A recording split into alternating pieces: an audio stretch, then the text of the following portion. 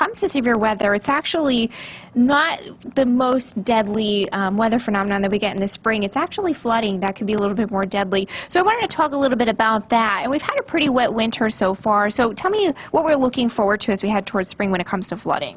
Yeah, you know, soil moistures are pretty high. We've had a wet fall and a wet winter across southern Missouri, and our stream flows are pretty high as well. So we are kind of setting the stage for the possibility of a lot of flooding this spring if we get our typical spring rains.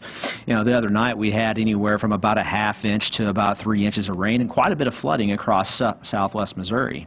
And this is what typically goes first as far as the flooding, right? These low water crossings. Tell me what we're looking at here. Yeah, you know, we have a lot of these types of low water crossings across southwest Missouri, and we've definitely made an effort to understand these a little bit better over about the last year and a half.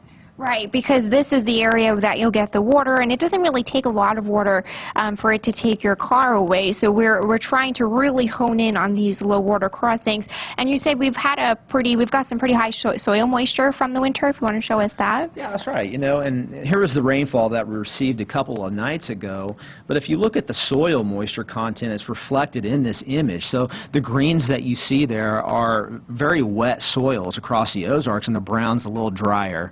So again, with high stream flows and wet soil content, we are kind of setting the stage for the possibility of some flooding this spring. The good news, though, Alyssa, is that over the next 5 to 7 days, we are looking at dry conditions. Perfect. Yeah. So then just, you know, as we're remembering the tornado safety, remember the flood safety too, right?